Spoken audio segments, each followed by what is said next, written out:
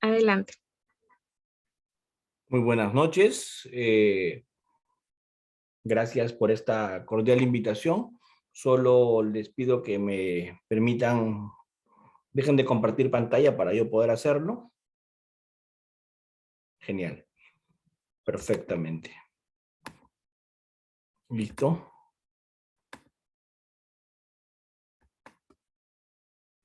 Entonces, creo que vamos a poder ya empezar. Agradezco esta invitación gentil que me ha hecho CEFOCAP para ya poder yo retomar con ustedes algunas actividades académicas, en este caso particularmente sobre los procesos especiales. Hoy día me han pedido abordar dos procesos especiales, como son la terminación anticipada y el proceso inmediato. Esos dos procesos especiales, sin duda, son tal vez los procesos especiales más importantes. Me han pedido hablar de la terminación anticipada y el proceso inmediato. Como todos ustedes saben, los procesos especiales son 7. Son como los pecados capitales. Son 7 procesos especiales y de esos 7 procesos especiales me han pedido hoy día ocuparme de los dos tal vez más importantes, que son la terminación anticipada y el proceso inmediato. ¿De acuerdo? Vamos a tratar de dar algunas ideas sobre estos procesos especiales, partiendo de una premisa que creo que todos conocemos, y esa premisa es que tenemos que entender el porqué de estos procesos. En esta sesión no me voy a ocupar tanto al cómo, sino al porqué de estos procesos especiales. ¿Por qué estos procesos especiales existen? ¿Cuál es la finalidad que buscan? ¿Y para qué es que tenemos que estudiarlos y dominarlos? Gracias a los que me están haciendo el honor de acompañarme compartiendo sus cámaras. Veo al doctor Eladio Saavedra, buenas noches, al doctor Luis Flores, a Jamie, a Lisette, a Amador, a Iván, José Luis, ¿cierto? Al doctor que no tengo su nombre, pero se llama Lenovo, no creo que debe ser su equipo, ¿cierto? Saludos a todos los que me están acompañando esta noche. Vamos a tratar de que valga la pena nuestra reunión y que podamos interactuar, podamos intercambiar puntos de vista. Todo aquel que quiera intervenir, todo aquel que quiera participar en la sesión va a ser bienvenido. Solamente hace falta que levante la mano para que pueda hacer algún comentario, plasmar alguna inquietud. Esto es una sesión, como todos los que me conocen. Muchas gracias, Ángelo. Todos los que me conocen saben que las sesiones conmigo son de absoluto diálogo y participación. ¿De acuerdo? Entonces, gracias a todos los que están activando sus cámaras para que me hagan sentir que me estoy comunicando con personas. Eso es muy, muy importante para que la sesión se dé de la mejor forma. Gracias, Rosana, Lisette, Iván y todos los que se siguen conectando. Manuel, Carla, muchas gracias, porque solo así podemos tener una sesión realmente interactiva y que cumpla el propósito que yo me he trazado para el día de hoy. ¿De acuerdo? Entonces, en esa medida, creo yo que ya podemos iniciar con lo que tengo planeado. Villa, Carla, también muchas gracias, buenas noches. Gracias por conectarse y por hacer que esta experiencia sea lo más parecido a una experiencia presencial. Y entre todos los que se están conectando, yo voy a hacer un pequeño sorteo al final de la sesión, ¿de acuerdo? Como una fórmula de incentivar a todos los que les interesa conectarse conmigo. Muy bien.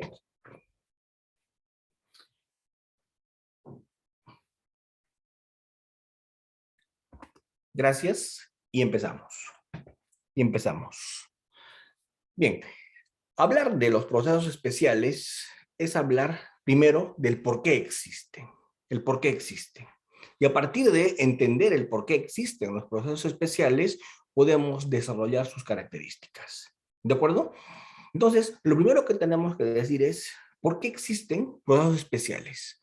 Y la respuesta es, existen procesos especiales porque existen circunstancias especiales que ameritan su existencia. ¿De acuerdo? Esas circunstancias especiales que ameritan su existencia hacen que merezcan una tramitación diferenciada, una tutela diferente, una tutela diferenciada. Cuando tenemos un proceso inmediato, ¿cuál es la situación peculiar que justifica ese proceso inmediato? La situación especial que justifica ese proceso inmediato es la simplicidad del caso, que son casos no complejos, que son casos no complicados, son casos sencillos.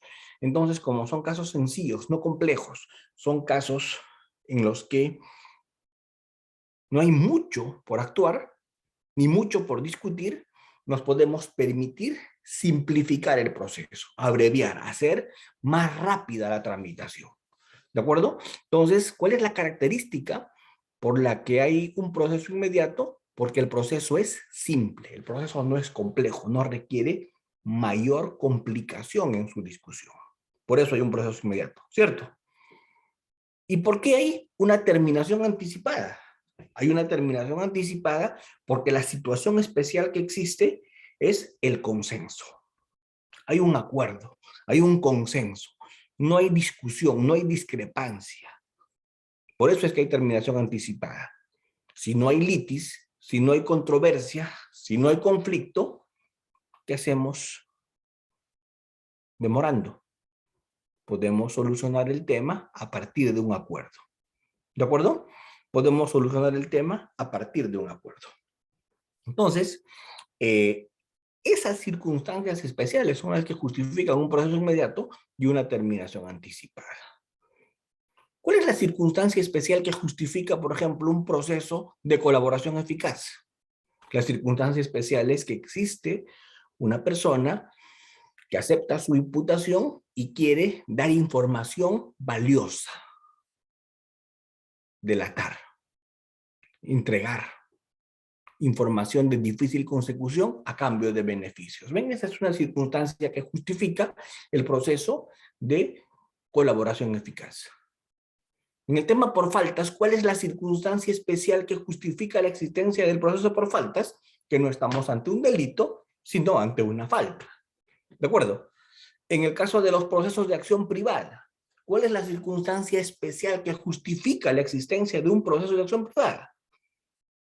Que no son delitos perseguibles por acción pública. Son delitos perseguibles únicamente a instancia de la parte afectada o agraviada. Injuria, calumnia, difamación, acción privada, ¿cierto? Y los procesos de altos funcionarios, que son otros procesos especiales. ¿Cuál es la circunstancia que justifica la existencia de un proceso contra altos funcionarios? Las condiciones especiales que tienen ciertas autoridades. Los aforados, el cargo. Exacto, como dice Richard, el cargo. No se les puede procesar sin una necesidad de un antejuicio en algunos casos, de un desafuero previo. ¿Ven? Son circunstancias especiales que ameritan la tramitación de ese proceso especial. ¿De acuerdo? Entonces, ¿cuál es la primera conclusión de la noche? Hay dos tipos de procesos. Los procesos comunes y los procesos especiales. Proceso común para casos comunes. Y el proceso especial cuando hay circunstancias especiales. Proceso inmediato, circunstancia especial, simplicidad. Terminación anticipada, circunstancia especial, negociación y consenso. Colaboración eficaz, circunstancia especial, aceptación de cargos y entrega de información a cambio de beneficios. Proceso de acción privada, circunstancia especial, no estamos ante delitos perseguibles por acción pública. Proceso por faltas, nos encontramos ante faltas. Proceso de seguridad, no vamos a encontrar responsabilidad penal, no vamos a poner una sanción, sino una medida de seguridad, proceso de seguridad, ¿cierto? Y así, cada proceso especial tiene una circunstancia especial que justifica su existencia. ¿Sí?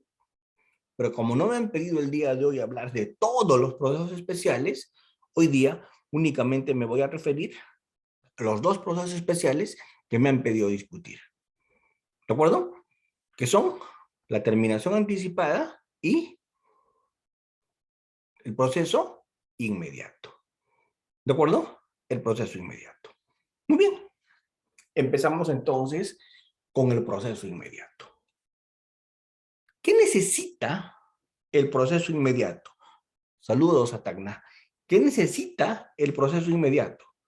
El proceso inmediato necesita un ingrediente que ya hemos conversado, que se trate de un caso sencillo, de un caso simple, en el que no necesitemos realizar mayores actos de investigación, en el que el fiscal, que es el que ejerce la acción penal, el titular del ejercicio público de la acción penal, la tenga clara de saque. Si el fiscal la tiene clara de saque, puede prescindir de la investigación y pasar directamente a la etapa de juicio. Eso es lo que ocurre en el proceso inmediato. ¿Quién tiene la carga de la prueba de la imputación? El fiscal. ¿Para qué el fiscal hace toda una investigación? Para construir una imputación. Y si no lo logra, pedirá un sobreseimiento. Pero toda la investigación es para construir una imputación.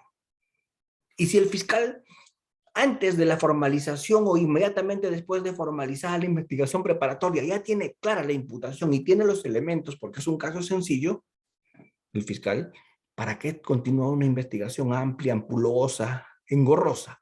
Lo que el fiscal podría hacer es de frente, derechamente, pasar a juicio. ¿Cierto? Entonces, en el proceso inmediato, nos vamos a encontrar ante una circunstancia en la que el fiscal no necesita irse a una etapa de investigación porque el caso es sencillo, porque el caso lo amerita, porque el caso lo justifica. ¿Cierto? Saludos a tipo, porque el caso lo justifica. ¿De acuerdo? ¿Y cuáles serían esos casos sencillos? Esos casos donde no se necesita normalmente hacer una investigación ampulosa, que con diligencias preliminares normalmente basta, no se necesita formalizar investigación preparatoria. ¿Cuáles son esos casos por excelencia? Esos casos por excelencia son casos donde, por ejemplo, hay flagrancia, ¿cierto? En un caso donde, por ejemplo, hay flagrancia, ¿cierto? En un caso donde hay flagrancia, no se necesita mayor investigación las más de las veces. Puede existir algún supuesto aislado, puede existir algún supuesto aislado de un caso en flagrancia donde se necesita hacer investigación preparatoria, pero no es la regla, es la excepción. Normalmente, cuando hay una captura en flagrancia, cuando hay un caso de flagrancia propiamente dicha, la auténtica flagrancia, la flagrancia propiamente dicha, ya no se necesita hacer más, ¿cierto? Claro, hay supuestos de flagrancia presunta, hay supuestos de cuasiflagrancia donde no va a funcionar el proceso inmediato, porque en una cuasiflagrancia, que es una flagrancia en fuga, vamos a trabajar con indicios y tal vez hay muchos todavía que investigar, ¿cierto? En una flagrancia presunta, donde a la persona se le encuentran vestigios, elementos que lo vinculan con el hecho, tal vez todavía existe mucho que investigar porque estamos ante necesidad de construir prueba indiciaria. Pero pregunto, ante una flagrancia propiamente dicha, ante una auténtica flagrancia, el tipo es capturado con las manos en la masa, cometiendo el hecho delictivo. Ahí normalmente ya no hay mucho que investigar, ¿cierto? Yo pregunto, al tipo lo encuentran sustrayendo los bienes, lo capturan en pleno asalto. Pregunto, ¿qué vamos a investigar? Tenemos el agraviado que da su versión. Tenemos los policías que lo intervinieron. Tenemos las actas de levantamiento de información. Le encontramos con todo. ¿Cierto? Tenemos las actas de pesaje, tenemos las actas de incautación, tenemos todo. Entonces, ¿qué necesidad? Ya no necesitamos más, ¿cierto? Con lo cual, ¿qué tenemos que hacer? De inmediato solicitamos al juez la incoación de ese proceso inmediato. ¿Por qué? Porque el fiscal decide renunciar a una etapa de investigación. No se olviden de una cosa. La investigación es para el fiscal. La investigación es para la defensa eventualmente. Pero ¿a quién le tiene que completar la investigación es al fiscal. El fiscal es quien tiene que realizar la investigación porque es quien tiene que imputar, ¿cierto? Vamos, lo voy a explicar así. El fiscal tiene derecho a investigar. El derecho del fiscal es la investigación, mientras que el derecho de la defensa es el juicio. ¿Estamos claros? ¿Por qué es derecho del fiscal la investigación? Porque el fiscal tiene que en esa investigación construir una imputación que la pueda sostener en el juicio, ¿cierto? Por eso es derecho del fiscal imputar con investigación previa. Pero, ojo, ¿la defensa participa en esa investigación? Sí. Pero la defensa, si quiere, no hace nada en la investigación. ¿Por qué? Porque, por último, la defensa tiene presunción de inocencia. La defensa no tiene que probar absolutamente nada respecto a la imputación. Eso lo tiene que probar el fiscal, ¿correcto? La defensa tendrá carga probatoria si va a alegar causa de justificación, si va a alegar causa de exculpación o de no punibilidad. Ahí tendrá carga probatoria la defensa, pero normalmente la defensa no tiene carga probatoria. Normalmente la defensa alega presunción de inocencia. ¿Cierto? Conclusión. Conclusión. ¿A quién le toca decidir si hace una investigación preparatoria? Al fiscal. ¿Quién formaliza la investigación preparatoria? El fiscal. ¿Quién hace la investigación y dice cuánto tiempo va a durar? El fiscal. Por lo tanto, si el fiscal ya tiene todo, si el fiscal ya no necesita construir más, el fiscal puede prescindir de la investigación. ¿Se entiende? Porque la investigación es derecho, por último, del fiscal. Doctor Almanza, ¿y el juicio? El juicio es derecho del investigado. El juicio es derecho del procesado. El juicio es derecho del acusado. ¿Por qué? Porque no te pueden mandar a un penal, no te pueden condenar sin un juicio previo. Lo dice la Constitución, lo dice el título preliminar del Código Procesal Penal. No te pueden mandar a un penal sin un juicio previo, oral, público y contradictorio, con inmediación además. ¿Estamos claros? ¿Sí? Entonces, es derecho del procesado la etapa de investigación. Es derecho del procesado, sobre todo, la etapa del juicio. Puede participar el procesado en investigación. Si el acusado desea ir a juicio, irá a juicio. Pero es un derecho. ¿Estamos? A ver, por lo que veo hay personas que están escribiendo en el chat y no están entendiendo algunas cosas. Yo se los explico. Yo se los explico. A ver, ¿es derecho de una persona un juicio previo? Sí. ¿Es derecho de una persona un juicio oral, público, contradictorio y con inmediación? Sí. Pero no se olviden, es un derecho renunciable. ¿Qué quiere decir eso? Que si el procesado renuncia a su derecho al juicio, ya sea una terminación anticipada, ya sea un principio de oportunidad, es un acuerdo reparatorio, es una colaboración eficaz, es una conclusión anticipada, es un derecho renunciable. Porque puede renunciar a su derecho al juicio. ¿Estamos? ¿Y cuándo renuncia el procesado a su derecho al juicio? Cuando le conviene más hacer una salida negociada con la fiscalía. ¿Y cuándo el fiscal renuncia a su derecho a investigar? Cuando de inicio ya lo tiene todo, como en el proceso inmediato. ¿Sí? ¿Nos estamos entendiendo? A ver, vamos a ponerlo en limpio. Vamos a ponerlo en limpio las ideas que estamos dando. Imagínense en una flagrancia propiamente dicha. El procesado es capturado, el sujeto es capturado en el momento mismo en el que está perpetrando el asalto. ¿Qué tenemos en su contra?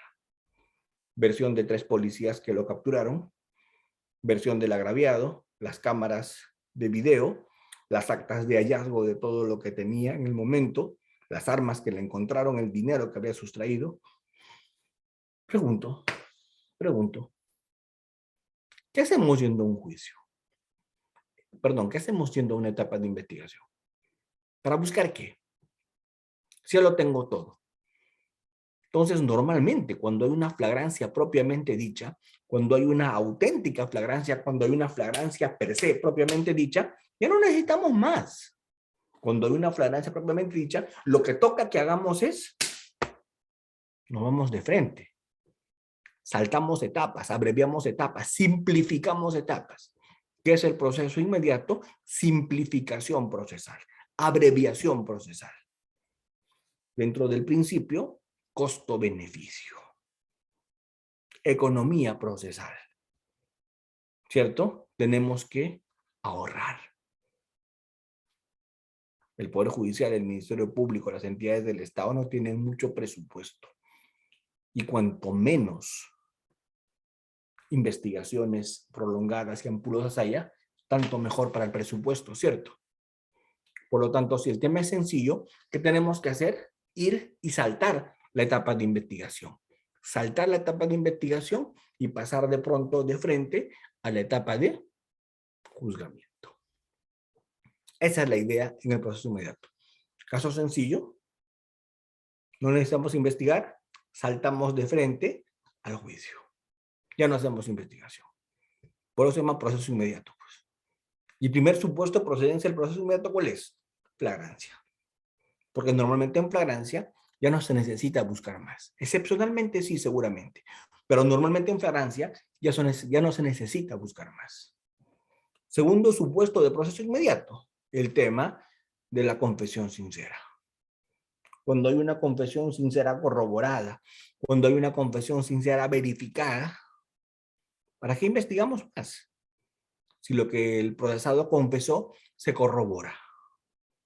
No investigamos más, hay confesión sincera. No habrá flagrancia, pero hay confesión sincera que está corroborada y terminó el tema, ¿cierto?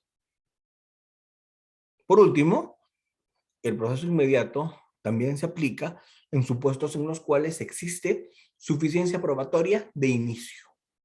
No hay flagrancia, no hay confesión, pero hay suficiencia probatoria de inicio. Eso puede pasar en algunos casos. Y por último, ahí sí, esto es algo que se ha incorporado recientemente, hace unos años, con el decreto legislativo 1194, se agregaron ciertas circunstancias que son el tema de los procesos de omisión a la defensa familiar y los procesos de conducción en estado de ebriedad. ¿De acuerdo? A ver, ¿por qué? ¿Por qué? ¿Por qué el proceso inmediato se aplica en un tema de conducción en estado de ebriedad? ¿Por qué? Porque en un proceso de conducción en estado de ebriedad no hay nada que discutir. No hay nada que debatir. ¿Cuál es el único elemento que el fiscal tiene que probar? ¿Qué tiene que probar? Que la persona estaba conduciendo un vehículo y que conducía el vehículo bajo el efecto del alcohol. Tenía más de la dosis mínima permitida. ¿De acuerdo? Si el fiscal logra demostrar eso, que es que estaba conduciendo con más de la dosis mínima permitida de alcohol en la sangre, el procesado es responsable. ¿Cierto? Pero ¿qué tal si el abogado del procesado dice, no señor, mi cliente maneja mejor cuando tiene alcohol en la sangre? Se le tiembla el pulso, está más alerta. Los neurocientíficos de la NASA que vendrán a testificar van a dar fe de ello. ¿Cierto? ¿A mí qué me importa? Si es un delito de peligro abstracto. ¿Qué es un delito de peligro abstracto? Es un peligro que se presume con una presunción jure de jure. No admite prueba en contrario. Si estás conduciendo en estado de ebriedad, se presume que estás causando peligro sin admitir prueba en contrario. O sea, si me traigas al mejor perito de la NASA, no me interesa lo que diga. ¿Por qué? Porque es un delito de peligro abstracto. ¿Qué quiere decir eso? Se presume que estás causando peligro sin admitir prueba en contrario. Presunción jure de jure. No hay forma de probar lo contrario. ¿Cierto? Entonces yo pregunto, ¿no sería acaso una pérdida de tiempo atroz, una pérdida de tiempo total, una burla que nosotros hagamos una investigación en un delito de conducción, estado de investigación de ebriedad? ¿Para investigar qué? Si lo único que necesito saber para condenar a una persona por conducción en estado de ebriedad es que estaba conduciendo un vehículo y que tenía alcohol en la sangre cuando lo hacía. Es lo único que tengo que probar. Más nada. Y cualquier prueba adicional a eso es impertinente. Señor, yo manejo mejor cuando estoy ebrio, no me importa. Señor, a mí el alcohol no me afecta. Soy de ese tipo de seres humanos a los que el alcohol no le afecta. Por más que tenga 1.5 de alcohol en la sangre, estoy sobrio. ¿A mí qué me importa? Tú estás conduciendo en estado de ebriedad y punto. ¿Se entiende? Entonces yo pregunto, si es un delito de peligro abstracto, ¿para qué perdemos el tiempo en un proceso inmediato? ¿Qué estamos haciendo? Así esté conduciendo el vehículo, como dice Fernando, en las líneas de Nazca, hermano. Así esté conduciendo el vehículo en las dunas de Ica. ¿A mí qué me importa? Está conduciendo un vehículo y punto. Doctor, por ahí no hay gente, ¿qué peligro va a haber? Imagínate pues, que te encuentras un ser humano que vive ahí. Doctor, por ahí no vive nadie. No me interesa discutirlo. ¿Se entiende? ¿Por qué? Porque es un delito de peligro abstracto. ¿Cierto? Y entonces un delito de esa naturaleza, un delito de peligro abstracto, ¿qué hacemos yendo a una investigación? ¿Tiene algún sentido?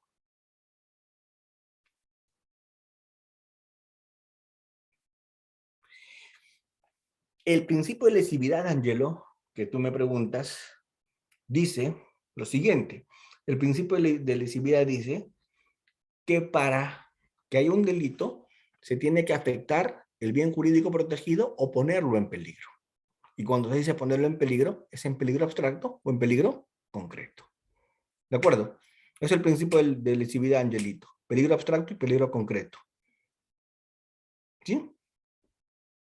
Muy bien. Dos tipos de peligro. Hay algunos delitos que son de peligro concreto. ¿Cuáles son delitos de peligro concreto? Un delito de peligro concreto es, por ejemplo, el tema de la contaminación ambiental. Ahí sí podemos discutir si se contaminó o no, ¿cierto? Porque son delitos de peligro concreto. ¿Se entiende?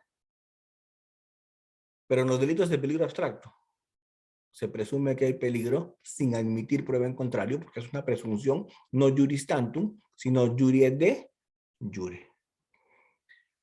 No, a mí no me interesa cuando hago proceso inmediato si el procesado quiere o no quiere ir al proceso inmediato. A mí qué me importa, no es decisión del procesado ir al proceso inmediato. ¿Es decisión de quién? Del fiscal, ¿cierto?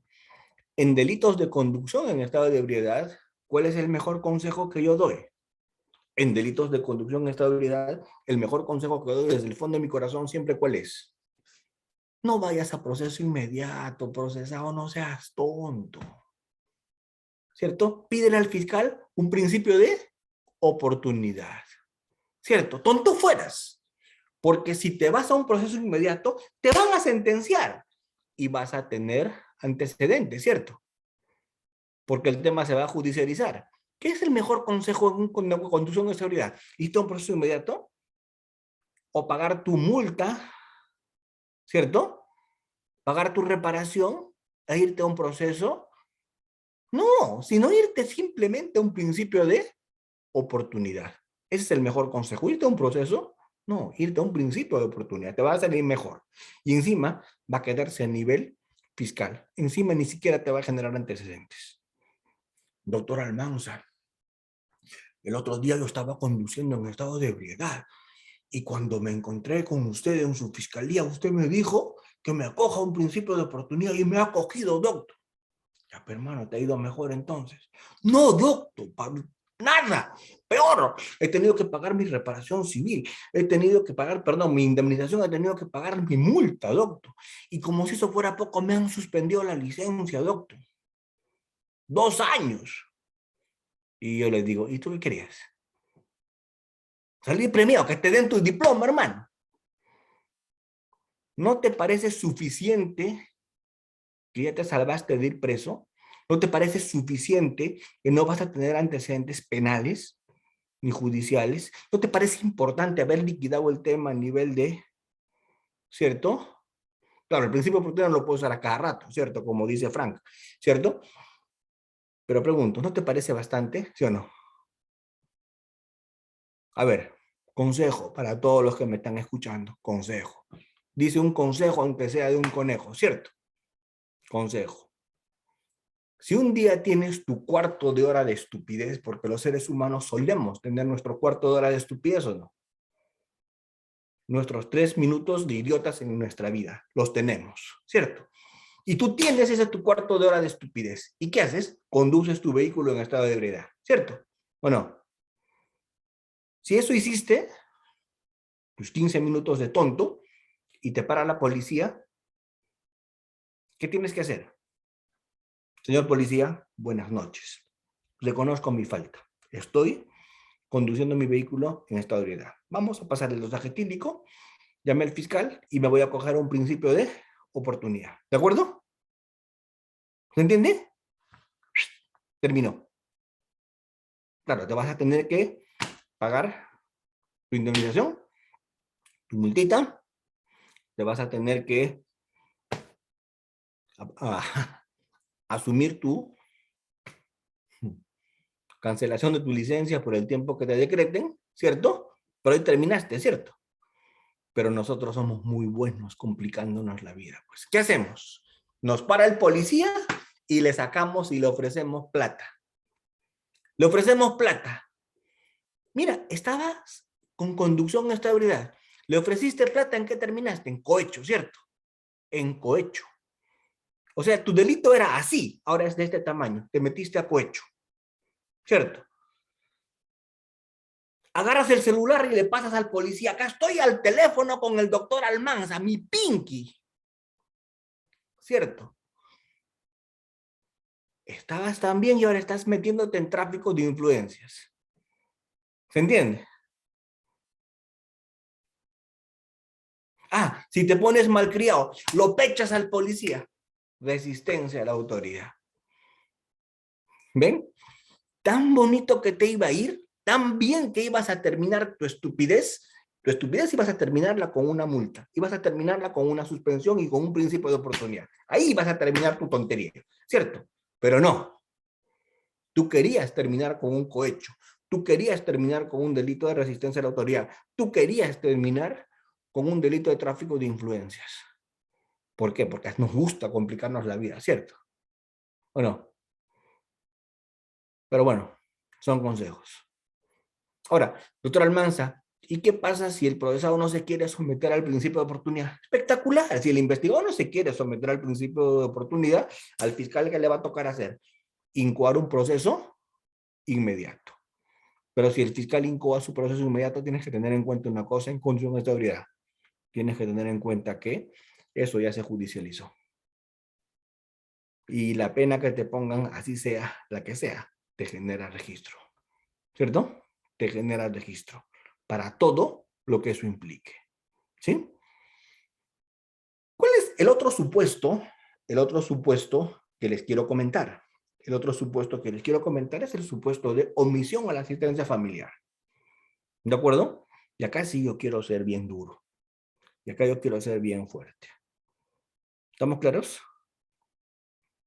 Porque veo que se está aplicando mal el tema de la omisión familiar en algunas partes del país. Veo que se está aplicando mal. A ver, ¿cuándo viene el tema de la omisión a la asistencia familiar? El tema de la omisión a la asistencia familiar viene cuando hay un proceso extrapenal, un proceso en la vía de familia, en la vía civil, un proceso extrapenal en el juzgado de paz, letrado, donde fuere, ¿cierto? Donde ¿qué te ordenan? Te ordenan pagar una pensión de alimentos o te requieren traslado de una liquidación de adeudo, ¿cierto? ¿O no? ¿Y qué te dicen? Chino, paga. Y tú tienes la posibilidad de observar esa liquidación. Tú tienes la posibilidad de discutir en ese proceso de alimentos el monto que el juez está fijando. Tienes la posibilidad de apelar. Es un proceso judicial para ver el tema de los alimentos, ¿o no? Pero ¿saben qué? Terminó ese proceso, lo que se decidió ahí es cosa juzgada, se fijó un monto de alimentos, ¿cierto? Y te requirieron para que pagues lo adeudado, liquidado, ¿sí? ¿Y qué haces? No pagas. No, no pago. No pago. Frank, el monto que sea. Te requieren y no pagas, Frank. No se tienen que ver meses. Te requieren y no pagas. ¿Cierto? Te requieren y no pagaste. Y si no pagas, el juez de la vía extrapenal, ¿qué dice? Copias certificadas, omisión a la asistencia familiar, ¿cierto? ¿Cuál es lo que no entendieron algunos seres humanos? ¿Qué cosas no les alcanza en su cerebro? Que en ese proceso penal lo único que el juez penal puede verificar es, chino, cuando te notificaron, ¿te llegó la notificación? Sí. ¿Por qué no pagaste? Pregunte cajón en ese proceso penal o no. ¿Cierto o no? ¿Por qué no pagaste? ¿Cuál es la única respuesta válida? Porque al día siguiente, o el día que me notificaron, o un día antes, o una semana antes que me notificaran, había sufrido yo COVID. Me habían entubado y estuve entubado durante todo ese tiempo. Obviamente, pues es un tema que no has cometido el delito, porque cuando te han requerido y te han notificado para que pagues, tú podías, pues no había forma de que lo hagas, ¿cierto? ¿Se entiende? Me atropelló un tráiler, señor. Miren cómo estoy. Tengo todos los huesos rotos. Ah, espectacular. ¿Cierto? Estuve preso. Ahí está. Ya está. ¿Dónde está el delito? ¿Cómo debes a pagar? ¿De acuerdo? No hay delito porque no hubo dolo. ¿Se entiende? Pero no. Esa liquidación está mal hecha. Y todo eso debiste cuestionarlo en la vía correspondiente. Ese monto de alimentos es lo que yo no debo porque no es justo. Yo debo pagar menos, no ese monto. Oye, y eso debiste discutirlo en el proceso de alimentos, ¿no? ¿Cierto? Yo puedo entender que la defensa plantee ese tipo de figuras. Discutir en el proceso de admisión a acciones familiar el monto de la pensión de alimentos. Puedo entender que lo plantee, ¿cierto? Puedo entender que discuta la liquidación. Puedo entender que la defensa discuta los montos. Lo que no quiero, lo que no puedo entender es que el juez le acepte esa discusión. ¿Se entiende? Porque ese juez penal, si lo hace, está prevaricando. Porque está afectando la cosa juzgada. Y ese juez penal no tiene competencia, no es una instancia de apelación del proceso extrapenal. Y he visto resoluciones judiciales de jueces que en el caso de omisión dicen, la pensión era indebida. El juez no tuvo en cuenta su carga familiar. Yo pregunto, ¿y este qué se cree? Apelación. O sea, ¿qué se cree que es apelación? ¿Qué se cree que es una suprainstancia? Para revisar en revisión lo que hizo el juez de... No, tengo que poner antemano la justicia. Madre, realmente tanto daño ha hecho cierta institución cuando ha puesto ese tipo de jueces, ¿no? Qué daño. Es un daño irreparable. Y cuando yo les cuestiono me dicen, no, doctor, disculpe, pero yo no puedo dejar que haya una cosa como esta. Yo lo miro y le digo, sí, yo tampoco. Dejar que exista un juez como tú, no. Porque eso no es seguridad jurídica, ¿cierto? Entonces, en esos casos de omisión familiar, no toca revisar nada de eso. Yo no me puedo meter a analizar el proceso civil. ¿Se entiende? Y por eso es que esto se tramita en proceso inmediato. Por eso se tramita en proceso inmediato. Porque no hay nada que discutir. ¿Cuál es la única discusión en el tema de omisión familiar? ¿Cuál es la única discusión? ¿Te notificaron? Sí. ¿Pagaste? Sí. ¿Dónde está tu voucher? ¿Cierto? No pagaste. ¿Por qué no pagaste? Porque me pisó el tren. Ay, sí, pues te veo que estás sin piernas. ¿Entiendes? Ya está. Eso podemos discutir. Pero que el monto no es correcto, que la liquidación está inequívoca, que yo pagué a cuenta. ¿Y qué eres? ¿Y qué eres? Instancia de apelación en la vía penal. ¿Qué eres? Revisor de lo que hace un juez extrapenal. ¿Cuál es tu competencia? Si haces eso, estás prevaricando. Así o más claro. ¿Se entiende? Entonces, eso justifica la existencia de los procesos inmediatos. La simplicidad, la falta de necesidad de una investigación. ¿Te vas a hacer una investigación, pues, en un tema de flagrancia propiamente dicha? ¿Para qué? ¿Qué vas a buscar en esa investigación? Si todo ya lo tienes desde las preliminares. ¿Qué vas a investigar ya en confesión sincera que está corroborada? ¿Qué vas a investigar ya en un tema de conducción en estado de ebriedad o de omisión familiar? No vas a investigar ya nada. ¿Qué es lo que toca? Lo que toca es quinco, es un proceso inmediato. ¿Cierto? Doctor Almanza, pero en ese proceso inmediato el procesado se puede oponer. Ah, sí, claro, el procesado se puede oponer, pero tiene que decir por qué. ¿Cierto? Tiene que decir que esa investigación yo la quiero porque estos actos de investigación puntuales quiero hacer. A mí me han planteado oposiciones más de una vez a procesos inmediatos. Por ejemplo, en omisión transfamiliar, y cuando el abogado se oponía, ¿qué decía? Necesito que se nombren peritos para reevaluar la liquidación. No seas payaso. Esto es cosa juzgada, hermano, ¿cierto o no? ¿Se entiende? ¿Qué cosa quieres hacer? Quiero discutir el monto de alimentos que me han fijado. Esto no es apelación. Pide pues tu proceso de reducción de alimentos.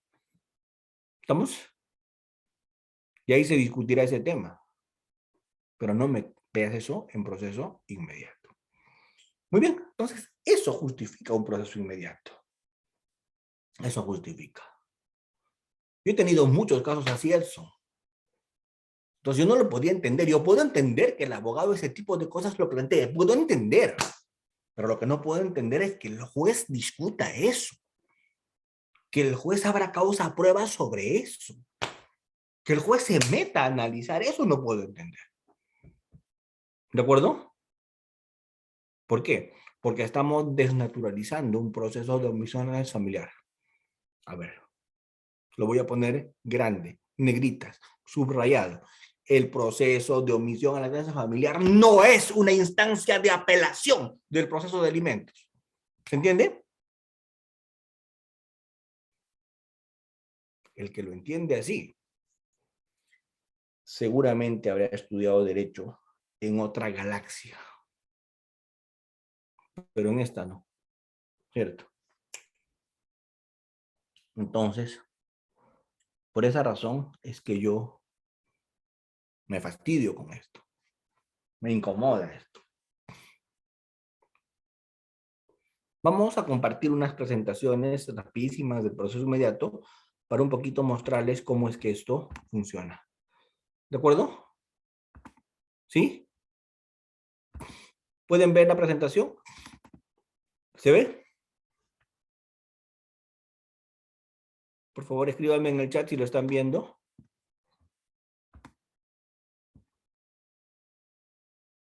¿Se ve o no se ve? Doctor Saavedra, ¿se ve la presentación? Dígame si nada más. ¿Se ve?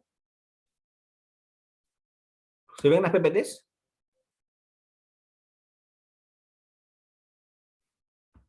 Muy bien, en el chat me están diciendo que sí se ven. Genial, excelente, muchas gracias. Por lo menos hay 3 personas en esta sesión que están despiertos, el resto duermen. Qué bueno, para algo sirven estas clases. Sí, doctor, yo jamás duermo sin escucharlo. Yo lo escucho e inmediatamente quedo dormido. Para eso me matriculo. Usted es el mejor somnífero que he conocido. Perfecto. ¿Ves? Sirven las clases mías, ¿no o no? Algo pueden sacar. Entonces, este proceso inmediato es simplificación procesal. ¿Qué hacemos? Abreviamos etapas. ¿Cuándo? Cuando son procesos lo suficientemente sencillos, lo suficientemente simples, que tienen suficiencia probatoria, confesión sincera, flagrancia, ¿cierto? Conducción en estado de ebriedad, omisión familiar, procesos donde no se necesita hacer una investigación y hacemos una simplificación procesal. ¿De acuerdo? Este proceso inmediato ha sido modificado por la ley, el decreto legislativo 1194, pero este proceso inmediato estaba de saque en el Código Procesal Penal. Este proceso inmediato estaba de saque en el Código Procesal Penal porque es un proceso especial regulado en los artículos 446, 447, 448 del nuevo Código. ¿De acuerdo? Esto ya estaba en el Código Procesal Penal desde que el Código Procesal Penal entró en vigencia. Claro, el decreto legislativo 1194 lo modificó diciendo que en algunos casos debía ser obligatorio ¿cierto? Pero como les digo, hay excepciones. Pues no podemos decir que es obligatorio que cuando hay flagrancia se incoe proceso inmediato. ¿Por qué? Porque hay supuestos, como les había dicho, que son excepcionales en los que habiendo flagrancia no se necesita incoar un proceso inmediato, habiendo flagrancia. Pero eso es la excepción, ¿cierto? Doctor Almanza, ¿me puede poner un ejemplo de un caso donde hay flagrancia y no hay proceso inmediato? Sí, un caso grave. Por ejemplo, un homicidio. Un tipo le dispara al otro un balazo en la cabeza y en ese momento pasa un patrullero y lo capturan cuando lo está matando. ¿Cierto? Entonces yo pregunto, en ese supuesto, donde el tipo le mete un pepazo en la cabeza y lo mata al otro, y en ese momento lo captura la policía, ¿hay flagrancia? Sí. Propiamente dicha, sí. Entonces, ¿por qué no habría proceso inmediato? Porque hay mucho pan por rebanar allí, hay que investigar muchas cosas. Y la primera es, ¿por qué lo mató o no? Puede ser sicariato, puede ser asesinato, puede ser homicidio simple. Tenemos mucho pan por rebanar. Entonces ahí, por ejemplo, no se puede hacer proceso inmediato. ¿Por qué? Será flagrancia, pero hay cosas que investigar que no se pueden esclarecer en ese momento. Pero eso es la excepción. ¿De acuerdo? Eso es la excepción. ¿A quién le corresponde la decisión de incoar proceso inmediato? Al fiscal. ¿Por qué? Porque el fiscal es el que tiene el monopolio de la acción penal y la investigación pública. Esa decisión le toca al fiscal. ¿De acuerdo? El fiscal decide esto. En los supuestos, como les he dicho, flagrancia, suficiencia probatoria, confesión sincera, omisión transfamiliar, condición de seguridad. Le toca decidir eso al fiscal, que es saltar la preparatoria, saltar la etapa intermedia y pasar en el proceso inmediato directo al juicio. Miren cómo saltamos etapas. Saltamos la preparatoria, saltamos la intermedia y aparecemos directamente en el juicio. ¿Para qué? Para evitar que esa investigación se convierta en un procedimiento burocrático, en un procedimiento rutinario, innecesario. ¿De acuerdo? ¿Por qué? Porque ya están dadas las condiciones para hacer un juicio y no se necesita más. Doctor Almanzi, cuando el proceso es complejo, ¿por qué no se puede hacer? Porque se requiere investigación cuando el proceso es complejo. ¿Por qué cuando la defensa se opone y dice que hay diligencias importantes que hacer en la investigación, tampoco procede? Porque la investigación no solo es para el fiscal, es también para la defensa. Y si la defensa sostenidamente dice que necesita hacer diligencias de investigación, no se hace pues el proceso inmediato. ¿De acuerdo? Entonces, ¿cuáles son los supuestos de aplicación del proceso inmediato? Aquellos que están previstos en el artículo 446 del Código Procesal Penal. Nuevo. Escucho a muchos decir, ya estoy harto de decir nuevo código. Yo sí, nuevo código. ¿Por qué? Porque en Lima recién está vigente. Para Lima es novísimo código, ni siquiera es nuevo, novísimo, porque recién tiene un año, ¿cierto? Para otros lugares del Perú será pues viejo código, pero para Lima es novísimo código. Supuestos de aplicación del proceso inmediato: flagrancia, 259, confesión, 160, suficientes elementos de convicción previo interrogatorio del imputado, presupuestos especiales, omisión a la asistencia familiar y conducción en estado de ebriedad. ¿De acuerdo? La detención, ahí vamos a corregir, es 48 horas. El plazo de la detención es 48 horas, con la modificación que había la Constitución. Cuando hay suficientes elementos de convicción, se puede incoar proceso inmediato durante diligencias preliminares y después de formalizar hasta 30 días después de formalizada la investigación preparatoria. Sin embargo, en supuestos casos de omisión, solamente es después de las diligencias preliminares. Muy bien, el plazo es 48 horas. 24 horas, que les dice, corrija, 48 horas.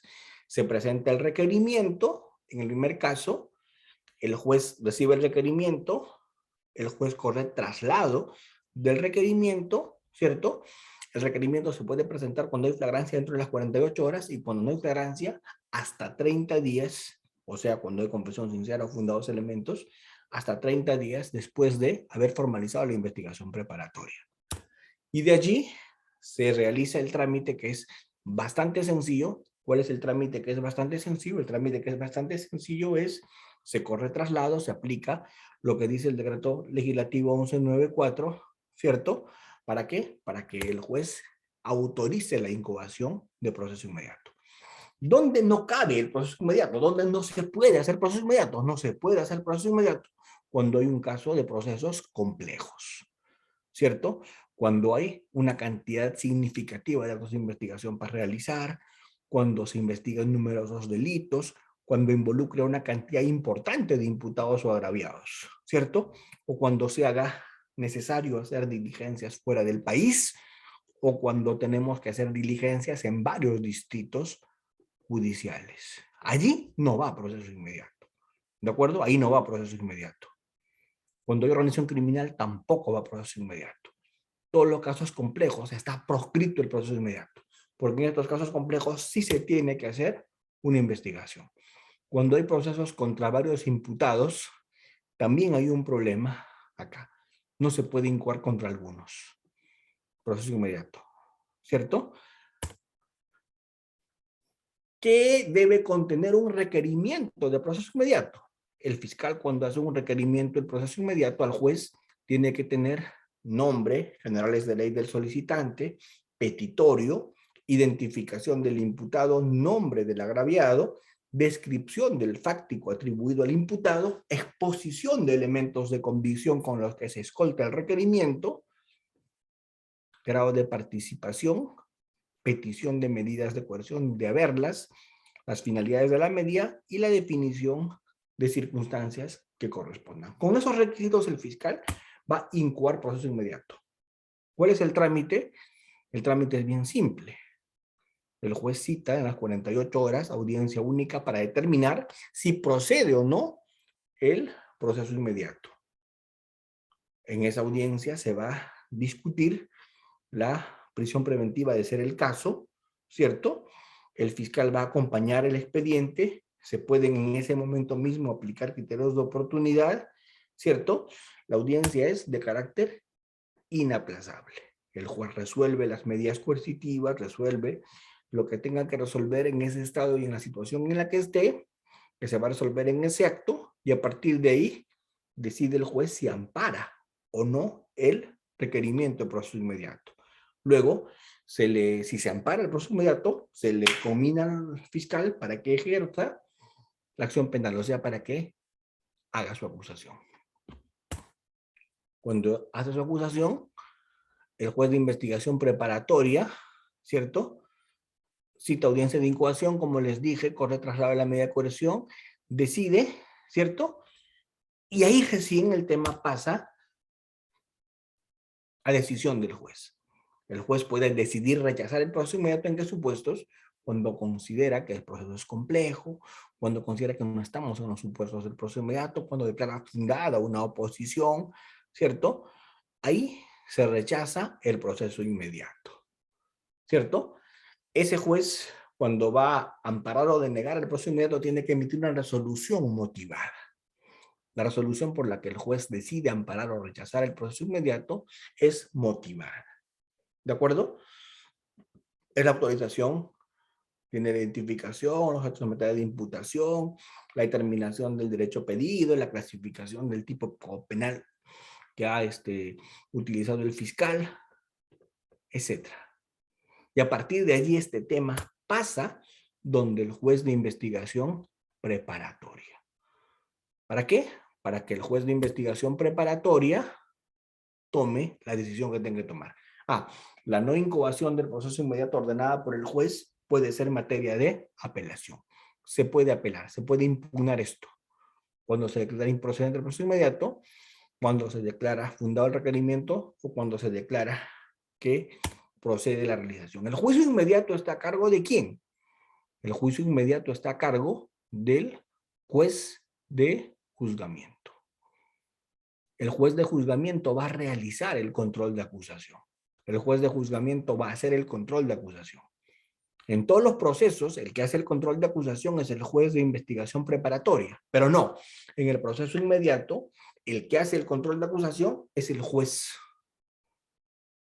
de juzgamiento. El juez de juzgamiento es el que va a realizar el control de acusación. Y luego va a ser el juicio donde se va a aplicar todo lo que tiene que ver con el artículo 85, donde se va a trabajar como si fuera un juicio normal, ¿cierto? Se va eventualmente a actuar la prueba y se va a emitir la correspondiente sentencia. ¿Sí? Hasta acá con el proceso inmediato. Hasta acá yo voy a responder las preguntas que me quieran hacer ustedes sobre el proceso inmediato para inmediatamente después pasar a discutir el tema de la terminación anticipada. Así que yo voy a abrir en este momento la posibilidad de que me planteen preguntas respecto de este proceso inmediato.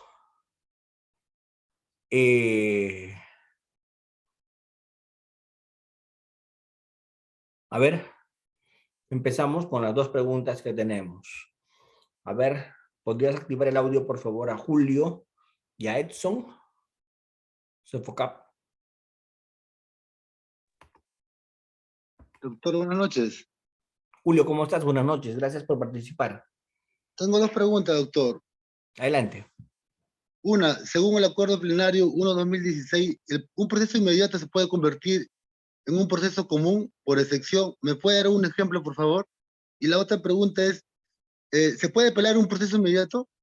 Muchas gracias. A ver, vamos. ¿Cuál es el tema con el acuerdo plenario 1 del 2016? Ese acuerdo plenario 1 del 2016 un poco nos regresó al estado anterior del decreto legislativo 1194. Nos regresó al estado anterior. ¿Por qué? Porque recuerden ustedes, el estado anterior era proceso inmediato facultativo, ¿cierto? O sea, el fiscal decide cuándo hace y no proceso inmediato. ¿Se entiende? ¿Eso decía o no? ¿Qué dijo la reforma? El decreto legislativo 1194, ¿qué dijo? El proceso inmediato es obligatorio. El proceso inmediato se hace siempre. El proceso inmediato se hace bajo responsabilidad del fiscal, siempre que hay flagrancia. ¿Qué dijo el acuerdo plenario 1 del 2016? ¿Qué dijo? No, señor, no es así. No siempre que hay flagrancia, hay proceso inmediato. Cuando hay flagrancia, se hace proceso inmediato cuando el tema es simple. Y solo cuando es flagrancia propiamente dicha. Y solo cuando son circunstancias de flagrancia propiamente dicha. No flagrancia presunta, no flagrancia cuasi. Solo para flagrancia propiamente dicha. Solo cuando hay suficiencia probatoria, solo cuando el caso es simple, solo cuando no es complejo. Y eso de bajo responsabilidad funcional, que es vinculante, eso no aplica. ¿Se dan cuenta? Entonces, ese acuerdo plenario dice que sí, tú incoas, pero terminas en un proceso común. ¿Por qué? Porque como dice Julio, si tú empiezas con un proceso inmediato y lo incoas, pero el juez dice, no señor, no güey, no, no va pues. Ese tema se puede convertir en un proceso común. ¿Por qué? El ejemplo que yo les decía, se verifica que podría ser un homicidio simple, porque el procesado dice, sí, pues es un homicidio simple, acepto. Pero ¿y qué tal si en realidad no es un homicidio simple, sino es un sicariato? ¿De acuerdo? Es un sicariato. Para delitos graves, el acuerdo plenario dice que no va. Violación sexual no puede haber proceso inmediato. ¿Cierto? Asesinatos no puede haber proceso inmediato. Porque el acuerdo plenario del 2016 dice que el proceso inmediato es para casos simples, para casos sencillos. ¿Ven? Entonces, ¿qué hizo el acuerdo plenario del 2016? Perdónenme el sarcasmo, perdónenme la ironía. Pero ¿saben lo que hizo el acuerdo plenario 1 del 2016? Derogó el decreto legislativo 1194. Lo vació de contenido, lo dejó sin piso. Nos dijo el decreto legislativo 1194 fue un chiste. Miren, ve, es un caso histórico en el Perú. ¿Cómo es que un decreto legislativo puede ser multiplicado por 0 por un acuerdo plenario? ¿Y saben por qué nadie cuestionó ese acuerdo plenario? Porque decía lo que era correcto. Porque el decreto legislativo 1194, que lo ponía el proceso inmediato como obligatorio, como vinculante para el fiscal, como aplicable a rajatabla en todos los casos, fue un intento febril del legislador, que no tenía ningún asidero con la realidad. ¿Por qué? porque le estaba quitando discrecionalidad al fiscal. Y le estaba diciendo bajo responsabilidad funcional en todos los casos, los incoas, cuando hay flagrancia. Y eso era pues poco más que, ya ustedes saben cuál es el adjetivo que yo emplearía, ¿cierto? Eso era digno de un, como dice Melcochita, ¿de un qué? Sí. ¿Verdad? ¿No? Entonces, ¿no? Entonces, eso por ahí le puedo responder. Doctor Eladio.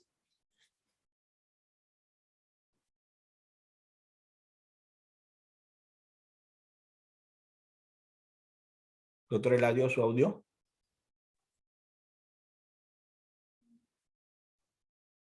Doctor, buenas noches. Adelante, doctor. Buenas noches. Gracias por participar.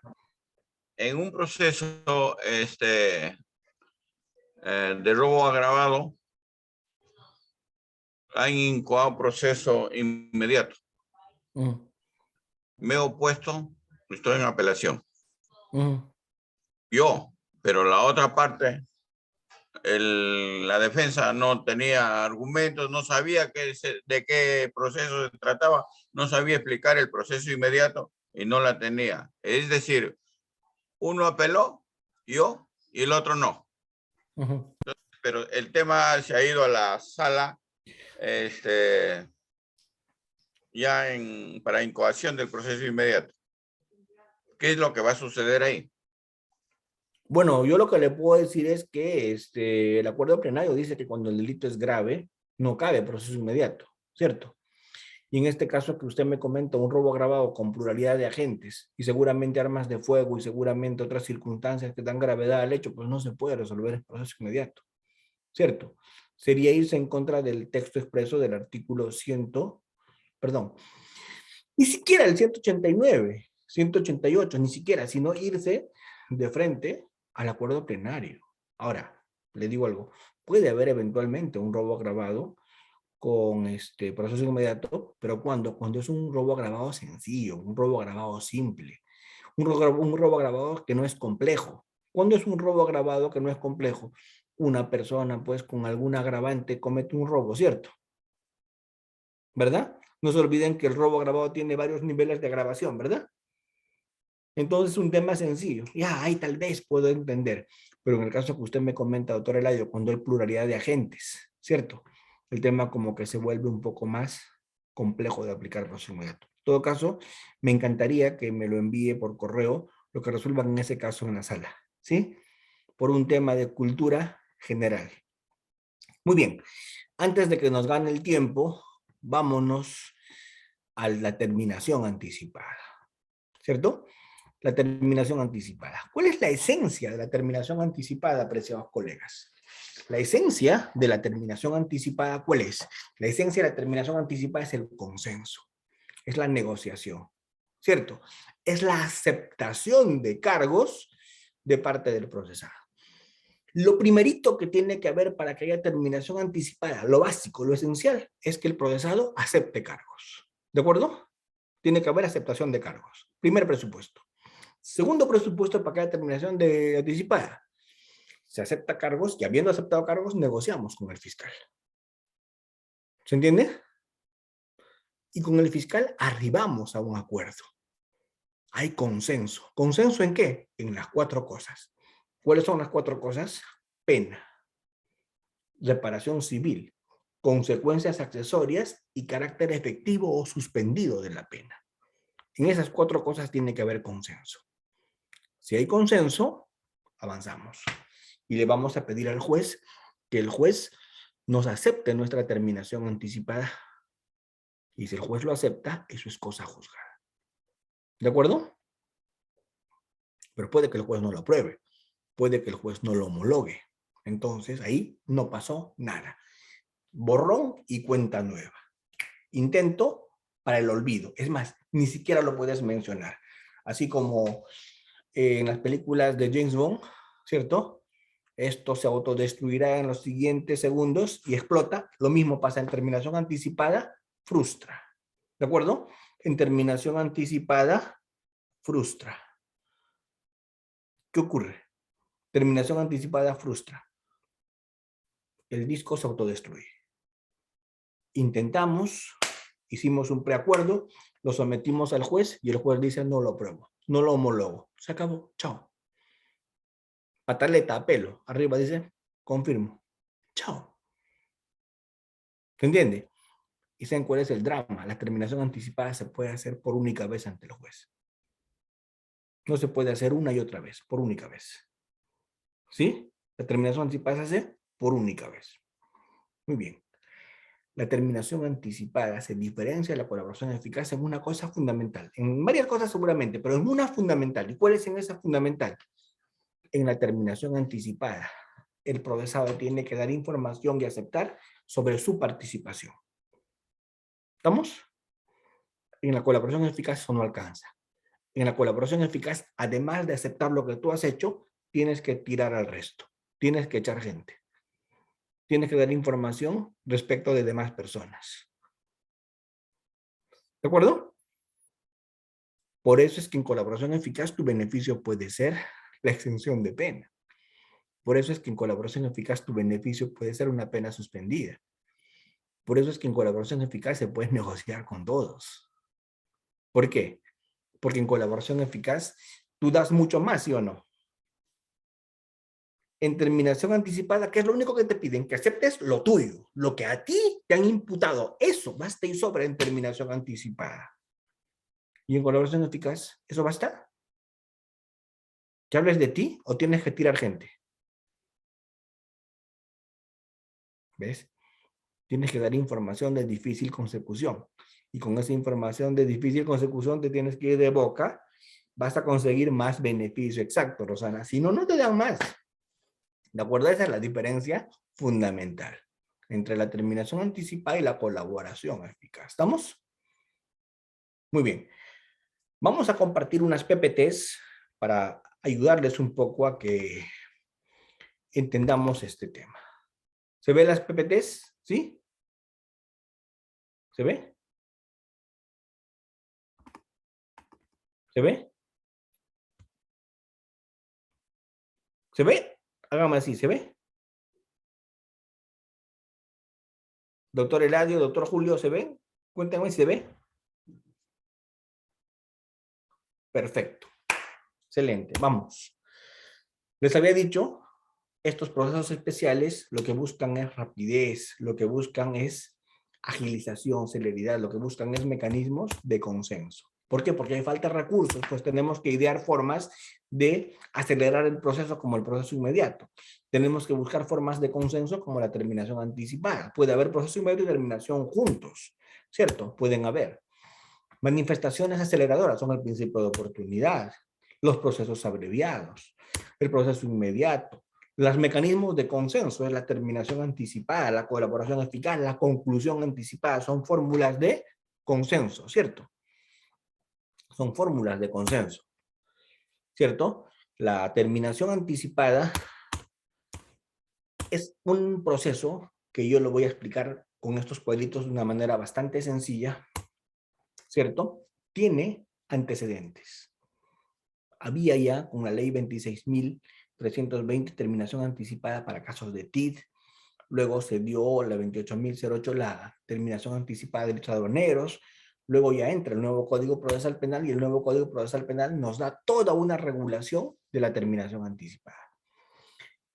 ¿Qué cosa se va a discutir en terminación anticipada? En terminación anticipada se va a discutir el fiscal y el imputado y su patrocinado. Pero una discusión por única vez. No se pueden discutir varias veces. La terminación anticipada se discute por única vez. ¿De acuerdo? Por única vez. Esto es posible discutirse después de la formalización de investigación preparatoria hasta antes de la acusación. El trámite que establece el código es después de la formalización hasta antes de la acusación. Ahí se puede hacer una negociación de la terminación anticipada. Después de la formalización hasta antes de la acusación. Antes de la terminación anticipada se pueden dar reuniones preparatorias informales. Antes de la resolución del juez se pueden hacer reuniones preparatorias informales. O sea, el fiscal se puede reunir de manera informal con la defensa y con el procesado. ¿Dónde? En el despacho del fiscal, en la sede del Poder Judicial, en un penal, ¿cierto? Ahí se pueden reunir reuniones informales, varias veces si quieren, hasta llegar a un acuerdo. ¿De acuerdo? Las reuniones informales jamás pueden ser en el bar de la esquina o en el chifita. No, eso ya se presta para otra cosa, ¿no? Las reuniones informales serán informales, pero tienen que ser en una sede judicial. ¿Cuántas veces? Las que sean necesarias. ¿Cuándo? Desde antes de la, perdón, desde después de formalización hasta antes de la acusación. ¿Quiénes? El fiscal, el procesado y el abogado. ¿De acuerdo? Estas reuniones son ¿para qué? Para hacer un preacuerdo, para negociar lo que le van a llevar al juez. ¿Cierto? ¿Qué cosas se van a discutir? Esas 4 cosas. Se van a discutir pena, reparación civil, consecuencias accesorias y carácter efectivo o suspendido de la pena. Esas son las 4 cosas que se van a discutir en terminación anticipada.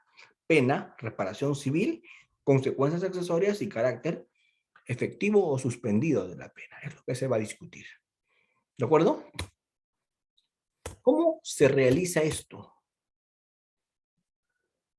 Se hace un acuerdo y ese preacuerdo se le lleva y se le presenta al juez. Al juez se le lleva y se le presenta ese preacuerdo, pero para eso se le pide una audiencia de terminación anticipada. Y en esa audiencia de terminación anticipada se le presenta al juez, ¿cierto? Y el juez convoca audiencia. Al juez no le toca otra cosa que convocar audiencia de terminación anticipada cuando se le pide esto. El juez tiene que convocar audiencia de terminación anticipada. ¿Sí? Es una audiencia privada, no es una audiencia pública. Es una audiencia que es indispensable para que se lleve, que estén el fiscal, el imputado y su abogado defensor. Doctor, el actor civil, si quiere va. Se notifica, pero si quiere va. Doctor, el tercero civilmente responsable, se notifica, pero si quiere también va. No es obligatorio que vaya. ¿Sí? ¿Quiénes son los obligatorios que tienen que estar en esa audiencia? Que es privada, el fiscal, el imputado y su abogado defensor. Son los obligatorios. Los otros, si quieren, van. ¿De acuerdo? ¿Cómo es la audiencia? La audiencia de terminación anticipada más o menos es así. El fiscal expone los cargos para que la audiencia continúe, para que la audiencia prospere, para que la audiencia siga, que es lo siguiente que tiene que haber. Lo siguiente que tiene que haber es que acepte el procesado los cargos. Porque si el procesado no acepta los cargos, ¿de qué estamos hablando? ¿Cierto? El fiscal expone los cargos, el procesado acepta los cargos, el juez interviene. ¿Y para qué interviene el juez? El juez interviene para decirle al procesado, oiga tú, ¿sabes lo que significa aceptar cargos? ¿Sabes que esto termina acá? ¿Sabes que esto es cosa juzgada? Para eso interviene el juez, para explicarle los alcances de la terminación anticipada al procesado. Y luego de ello le pregunta, ¿te mantienes? ¿Te reafirmas? Sí, señor, me reafirmo. Luego intervienen las demás partes procesales para hacerle saber al juez su punto de vista, y si es que no hay acuerdo previo, en ese momento se negocia, pero solo si no hay acuerdo previo. Si hay acuerdo previo, o si en ese momento hay un acuerdo, el juez va a negociar. Los va a dejar negociar y luego de ello, hágame saber su preacuerdo. Cuando le hacen saber el preacuerdo al juez, ¿el juez qué hace? Analiza. ¿Y qué analiza? Primero, voluntad de las partes, si comprendieron los alcances del acuerdo. Voluntad de las partes, si comprendieron los alcances del acuerdo. ¿Qué más? Control de legalidad respecto de la pena, respecto de las consecuencias accesorias. Control de legalidad respecto de si es pena suspendida o pena efectiva. Control de legalidad de los elementos de convicción. Hace un control de legalidad de todo eso el juez antes de aprobar o desaprobar el acuerdo. Si el juez aprueba el acuerdo, no se olviden, si el juez aprueba el acuerdo, esto es cosa juzgada. Se acabó. Si el juez desaprueba, aquí no pasó nada, continuamos. Y todo lo que se discutió es inexistente. No se olviden de una cosa, en terminación anticipada hay impugnación. Es posible que se pueda impugnar. ¿Cierto? ¿Qué se impugna? La sentencia probatoria. Se puede impugnar la sentencia probatoria. Si la sentencia es aprobatoria, ¿quién impugna? El tercero civil, el actor civil, porque no participaron en el acuerdo. Si la sentencia es desaprobatoria, ¿quién impugna? Los que acordaron y no les aprobó el acuerdo del juez, el preacuerdo del juez. ¿Cierto? Los demás sujetos obviamente van a impugnar la sentencia aprobatoria. La sala va a revisar la legalidad, va a revisar la reparación civil. Doctor Almanza, ¿y qué pasa si hay acuerdo y el que acordó apela? Puede pasar, el fiscal a veces apela cuando hay acuerdo. ¿Cómo así? El juez le modifica el acuerdo, pues. El fiscal acordó carácter efectivo de pena y el juez le modifica y le pone pena suspendida. Entonces, si el juez modifica el acuerdo, obviamente el fiscal puede apelar, porque el juez estaría modificando el acuerdo.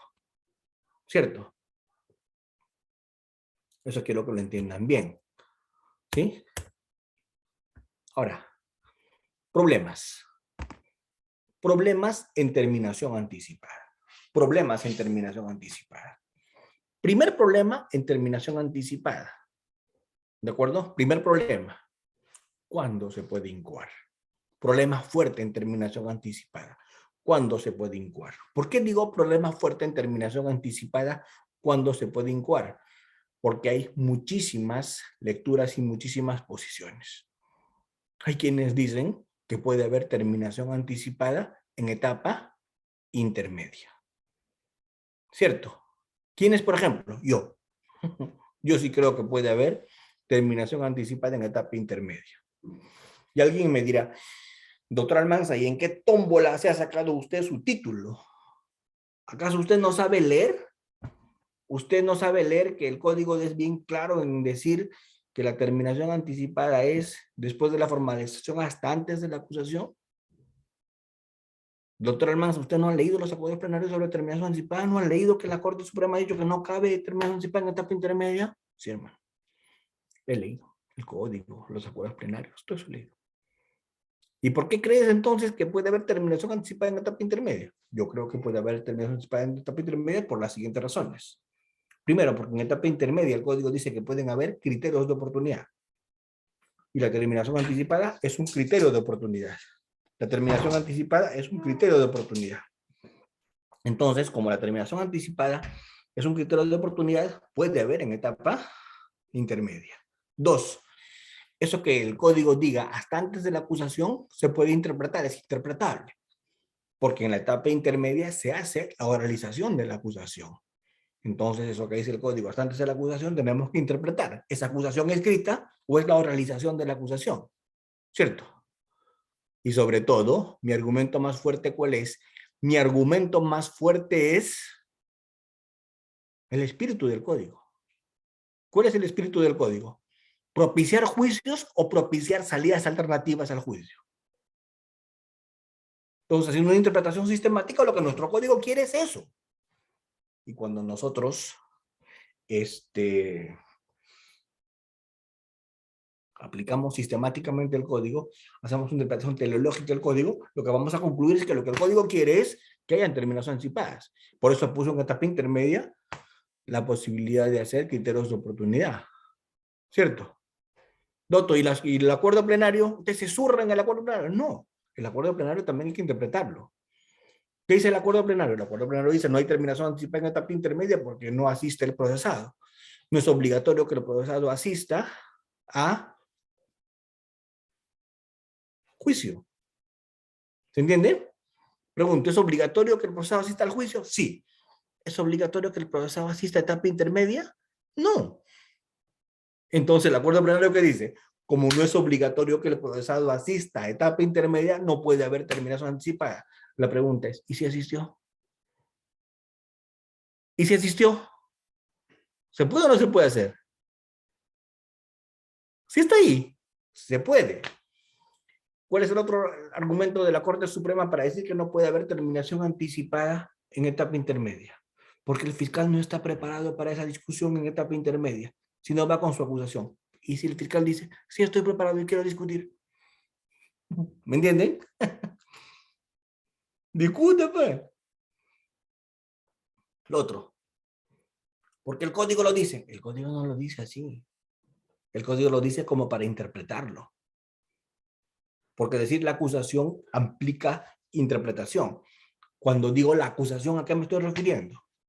¿La acusación oral o la acusación escrita? ¿A qué me estoy refiriendo?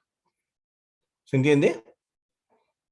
Si me estoy refiriendo a la acusación oral o a la acusación escrita, eso lo tengo que analizar. Y en mi modo de ver, desde mi punto de vista, yo creo que se refiere a la acusación verbalizada. Lisbeth, respecto a lo que tú me preguntas, te explico. Lisbeth, a las reuniones informales no tiene que ir la parte agraviada, porque la parte agraviada no participa en el preacuerdo. Por cortesía se le puede llamar a la parte agraviada y decirle, dime tú, ¿qué tal si le ponemos esta reparación civil? ¿Te interesa? Tal vez por cortesía le puedo decir a la parte agraviada, ¿cierto? Pero no se olviden que en terminación anticipada la parte agraviada tiene voz, pero no tiene voto. ¿De acuerdo? Al tercero civil, a la parte agraviada se le escucha, pero no tiene voto, tiene voz. ¿Quiénes tienen voto en terminación anticipada? El fiscal, el abogado y su patrocinador. ¿Se entiende? Doctor, el actor civil no quiere saber nada con la terminación anticipada. ¿Y a mí qué me importa? Doctor, pero ¿y la reparación civil que se va a fijar ahí? Que la apele, pues, si no está de acuerdo. Ya está. ¿Estamos? Pero no puede bloquear el actor civil una terminación anticipada. La terminación anticipada es entre el fiscal, el acusado y el procesado. Porque busca agilizar el proceso. Porque busca una fórmula consensuada. Porque la actualidad del proceso penal y del proceso en general es el consenso, no la imposición de una sentencia. ¿Cuál es el mejor proceso? Civil, penal, laboral, administrativo. ¿Cuál es el mejor proceso? ¿Aquel en el que hay consenso o no? ¿Cuál es la peor solución de un conflicto? La que es impuesta por el juez. Porque siempre cuando hay una solución impuesta por el juez, alguien va a estar en desacuerdo, ¿no les parece? Pregunto, cuando el juez impone una decisión, cuando el juez impone una solución, alguien va a estar feliz y el otro va a estar maldiciendo su suerte, ¿no les parece?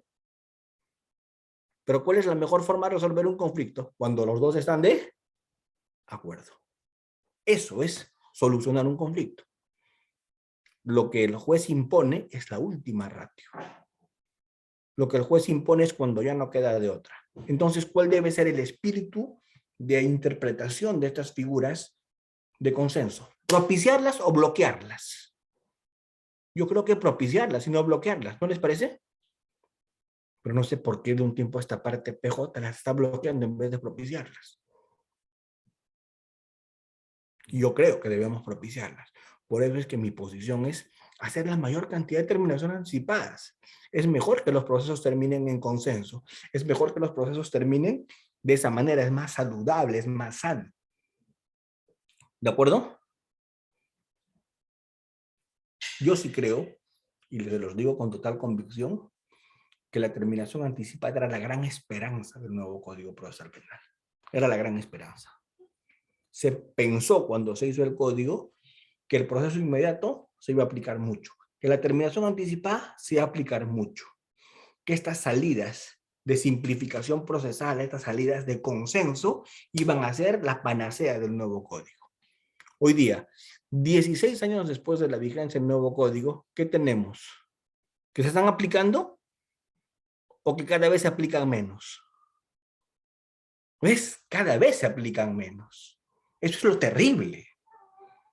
Lo que iba a ser la panacea del código, que es salidas alternativas, procesos negociados, justicia oportuna, justicia rápida, simplificación procesal, todo lo que se vendió cuando el nuevo código entró en vigencia, todo lo que decían los carteles del Ministerio de Justicia, todo lo que se decía en los medios de comunicación de las bondades del nuevo código, han pasado 16 años casi y hemos vuelto casi a lo mismo que era antes. Todo para juicio, todo para juicio. ¿Cierto? ¿Y eso qué implica? Que todo lo tiremos para juicios, que no apliquemos procesos inmediatos, que no hagamos terminaciones anticipadas. ¿Qué implica que todo se vaya a juicio? ¿Saben lo que implica? Lo que hoy día está pasando. ¿Y qué es lo que hoy día está pasando? Y lo digo con muchísima pena. ¿Qué es lo que hoy día está pasando? Que los juicios están saturados. Y hoy día tú pasas control de acusación y te tiran tu juicio para el 2024. O sea, paso a control de acusación hoy día en el 2022 y me tiran el juicio para el 2024. Y yo pregunto, en el 2024, ¿habrá alguna posibilidad de hacer algo bueno o ya no? Si hoy día paso control de acusación y mi juicio me lo patean para el 2024 porque la agenda está colapsada de los jueces. Yo pregunto, en el 2024, ¿ubicaré testigos? ¿Estarán los policías? ¿Estarán los médicos legistas? La agraviada y el procesado ya tendrán hasta hijos. ¿O no? ¿Cierto? Entonces, ¿ven? Algunos ya se habrán muerto, otros se han jubilado, de repente viene la 7ª ola del COVID, no sabemos. ¿Cierto? ¿Ven? Entonces, esto lo digo con una sana ironía. Ya estoy empezando a perder la fe. ¿De acuerdo? ¿Por qué? Porque el código tenía muy buenas ideas. El código proponía cosas muy interesantes. El código planteaba ciertas salidas, como la terminación anticipada, una salida excelente de consenso. El código planteaba una salida excelente como el proceso inmediato. Pero esto ya no depende del código, sino de los operadores, de la poquísima cultura de aplicar este tipo de fórmula, ¿cierto? Porque es bien triste. Pero se los digo desde el ejercicio. Se los digo porque yo todos los días estoy en contacto con la Administración de Justicia por mi trabajo. Créanme, se los digo con total sinceridad. Lo que se debía aplicar tanto no se está aplicando. ¿Y eso qué está generando? Carga procesal innecesaria. Carga procesal que está saturando los despachos judiciales. Juicios que se están yendo hasta el 2024-2025. Y eso significa que esto puede que esté colapsando. Muy bien, minutos finales, preguntas.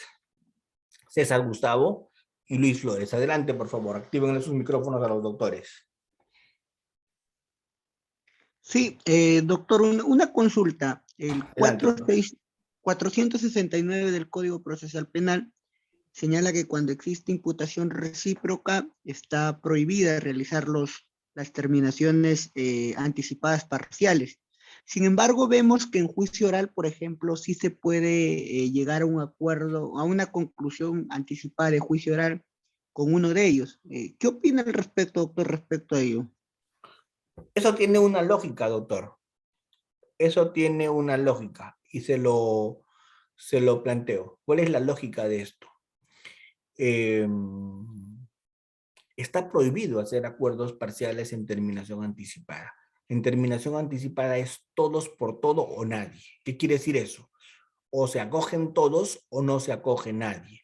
La única posibilidad de hacer terminación anticipada con acuerdos parciales, ¿cuál es? La única posibilidad de hacer terminación anticipada con acuerdos parciales es en delitos conexos. ¿Qué quiere decir eso? Si se acumulan por conexión algunos procesos, podrán haber acuerdos parciales solamente por los delitos conexos, pero por el delito en el que están todos, no pueden haber acuerdos parciales. Por el delito en el que están todos o no está nadie. Ejemplo, roban 4, pero de esos 4 que roban, solo uno comete violación y se acumula la violación con el robo, ¿sí? Para que haya terminación anticipada por el robo en el que están los 4 o nadie. Sin embargo, pueden haber acuerdos parciales por el delito conexo. ¿Esto qué quiere decir? El que está con violación y robo puede acordar por la violación. No hay problema. A eso se refiere el artículo que has leído, doctor. Los acuerdos parciales en delitos conexos. Esto sí funciona, los acuerdos parciales en juicio. ¿Por qué? Porque ya no hay testigos impropios. En el juicio ya no hay posibilidad de ofrecer medios probatorios, porque ya no hay lavanderías, porque ya no se puede frustrar y sabotear la administración de justicia. Porque ¿qué pasaría si en terminación anticipada se hacen acuerdos parciales? Acuerdan 2 y dicen, aceptamos. Y los 2 aceptan y lo limpian al tercero, que es el jefe, ¿cierto? ¿Se entiende? O sea, aceptan cargos 2. ¿Para qué aceptan cargos 2? Para decir, nosotros fuimos y ¿a quién lo limpian? Al tercero. ¿Y el tercero quién es? El duro. Esa ya me la sé, ¿cierto? Pero eso ya no pueden hacerlo cuando son acuerdos parciales en juicio. ¿Por qué? Porque ya no se puede ofrecer prueba en ese momento. Porque ya no se puede hacer lavandería en ese momento. Porque ya en el juicio cada uno baila con su pañuelo. ¿Está claro? ¿Se entiende? ¿Sí? Luis Flores, por favor, adelante. Viejo conocido nuestro. No por lo viejo, sino por lo conocido de hace tiempo. Eso me estoy refiriendo, Luis. No te vayas a sentir mal. Adelante, por favor. No le escuchamos. Doctor, buenas noches. Adelante, doctor. ¿Cómo está? Gusto de Doctor, saludar. buenas noches. De igual manera, doctor, lo estamos esperando por Trujillo. Muchas gracias, doctor. Ahí vamos a estar. Qué pena, este fin de semana no pude estar en Trujillo, en el Congreso de Estudiantes. Qué pena, me hubiera gustado estar allá, pero bueno, algunas situaciones de fuerza mayor que no dependieron de mí generaron esa inasistencia, así que me disculpo públicamente por eso. Doctor. Doctor, la consulta es respecto de se planteó una terminación anticipada en un caso de robo agravado. El juez desestimó por el hecho del tema de lesiones, calificando este robo agravado en el segundo párrafo, en el inciso 1, cuando se causen lesiones. Y es por ello que desestima el juez la terminación anticipada, sabiendo de que, bueno, las lesiones que se causaron fueron de 2 días de atención facultativa por 4 días de incapacidad. Sí. En el caso que me comenta doctor Luis Flores, lamentablemente, el juez es el que hace el control de legalidad. Y si el juez decretó eso y por eso es que no aprobó la terminación anticipada, usted tenía su camino expedito para impugnar, ¿cierto? ¿Lo impugnó? Claro. Sí. ¿Y qué resolvió la sala? Lo declaró infundada porque el juez basó su argumento en el 441, el tema de faltas, ¿no? Ese fue el sustento, pero el juez revocó, ¿no? Ah, ya. Claro, eso es la ventaja. La ventaja es esa. Cuando hay una mala aplicación de una decisión judicial, está la impugnación, porque los seres humanos somos falibles, cometemos hierros, podemos incurrir en vicios, ¿no? Entonces, en esa medida, la impugnación está ahí, en terminación anticipada, la impugnación está, es una herramienta que se puede utilizar y como excelentemente nos dice el doctor Luis Flores, la aplicó, la empleó, subió a la sala y la sala revocó como tenía que hacerlo, ¿cierto? Muchas gracias, doctor, por compartirnos esa experiencia. Gracias, doctor. A usted. Gracias. Y terminamos con Edson. Edson, contigo ¿Qué tal, terminamos. doctor? También eres otro viejo conocido que hoy día no quiere aplicar su cámara, pero no importa. Adelante, Edson. Doctor, una consulta. Por ejemplo, ¿cuál es su punto de vista? He visto muchos casos que incoan procesos inmediatos, pero, a ver, por ejemplo, el registro personal se llevó a cabo en la comisaría y no llegaron a notificar al abogado, o otras diligencias se llevaron a cabo en la comisaría, ¿no? Entonces particularmente, yo cuestiono lo que es el tema de una prueba ilícita o un elemento de convicción que ha sido vulnerado con derechos fundamentales, por ejemplo, el derecho de defensa. Pero en este caso, doctor, por ejemplo, ¿cuál es su punto de vista cuando sucede eso? O sea, la diligencia en el registro no personal que se lleva a cabo en la comisaría y no notifican.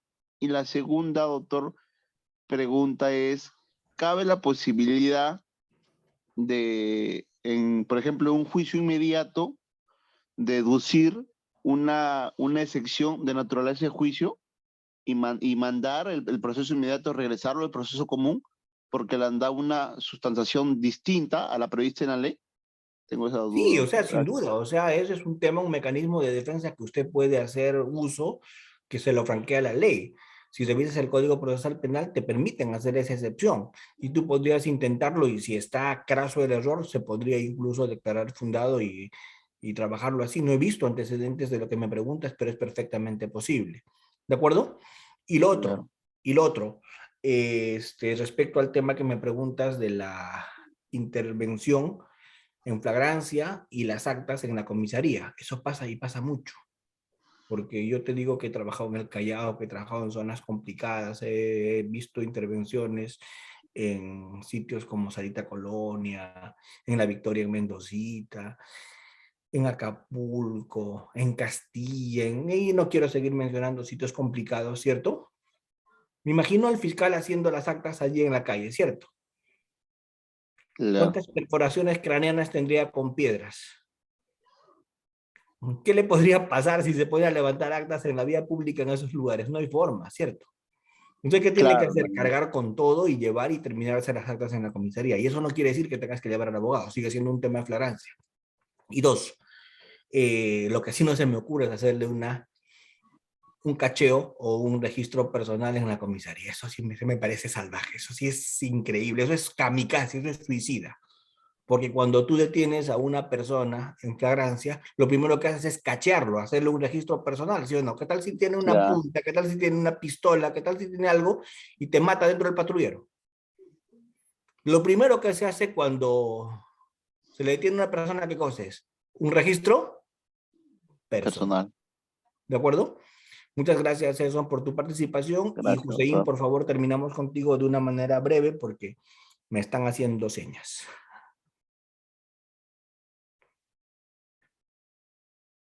No te escucho. Activa tu audio. ¿Me escucha, Gracias. doctor? Ahora sí, clarísimo. Vamos. Doctor, ante todo, muchas gracias por la ponencia. Siempre uno quedándose maravillado con su gran explicación. Mi pregunta Gracias. es la siguiente, doctor. Yo me acuerdo una de las primeras audiencias que tuve fue una audiencia de prisión preventiva respecto al delito que habíamos tipificado de lesiones más desobediencia de medida de protección con el 368, ¿no? Un concurso ideal que habíamos tipificado y el cual aplicábamos una pena de 5 años y 6 meses como tercio inferior, ¿no? En ese caso, fuimos a una prisión preventiva, pero en plena audiencia, antes de iniciarla, el abogado y el imputado mismo manifestó su decisión de llegar a un acuerdo de terminación anticipada. Y se le planteó, el abogado planteó a la jueza de investigación preparatoria, doctora, mi patrocinado reconoce su culpabilidad y está muy arrepentido y quiere llegar, si bien es cierto, es una audiencia de prisión preventiva, quiere llegar a una terminación anticipada si es factible, antes de que el fiscal inicie su realización de prisión preventiva. Y la jueza en ese momento dijo que no era posible esto, que sí o sí tenía que llevarse a cabo la prisión preventiva y que luego lo cuestione posteriormente, ¿no? Mi pregunta es la siguiente, doctor. ¿Puede en un caso que se está que se está en audiencia de prisión preventiva, antes que se realice, llegarse a un acuerdo de terminación anticipada? No, porque primero eso sería una sorpresa para el fiscal. Porque si es que habría un acuerdo de terminación anticipada, el fiscal y el abogado habrían pedido una audiencia de terminación anticipada y no una audiencia de prisión preventiva. Ahora, si se ha pedido una audiencia de prisión preventiva, tiene que llevarse a cabo, porque no se olvide, si hay una detención en flagrancia, la Claro, única forma de proceder es o el fiscal le da libertad o el fiscal pide prisión preventiva, ¿cierto? ¿O no? claro, Y eso se claro. va a dar en las siguientes 48 horas. La pregunta es, ¿qué pasa si en esas 48 horas no se define su situación jurídica? Si está con prisión preventiva o con comparecencia, le van a tener que plantear un habeas corpus y se va a tener que ir, ¿cierto? Por lo tanto, Claro. la prisión preventiva se va a resolver de todas maneras. Ahora, independientemente de lo que se resuelva en la prisión preventiva a las 8 de la mañana, a las 10 de la mañana el tema está resuelto, porque no creo que tome más de 2 horas en una prisión preventiva, ¿cierto? Claro, doctor. Entonces, a las 10 de la mañana estamos negociando una terminación anticipada. Y si hay una terminación anticipada, se pide la audiencia de terminación anticipada, se lleva y si hay un acuerdo, creo que hasta el día siguiente este tema podría estar zanjado. Pero lo que no se puede es parar una prisión preventiva por lo que implica en cuanto a la libertad y a la situación jurídica del procesado a fin de negociar una terminación anticipada. Porque no te olvides, que la defensa quiere hacer una terminación anticipada no es en el momento. Que la defensa quiere hacer una terminación anticipada significa que tenga que negociar con la fiscalía o no. Claro. Y si llegas a un acuerdo recién, presentarlo al juez. Pero en ese momento, ¿a qué hemos ido? A discutir una prisión preventiva. ¿De Correcto. acuerdo? Correcto, doctor. Doctor, Entonces, y mi último acápite. Si dentro de una prisión preventiva y el juez te la da fundada tu prisión preventiva, y obviamente que para el plazo que te da dentro de como presupuesto de la prisión, tú señalas que te faltan determinados actos.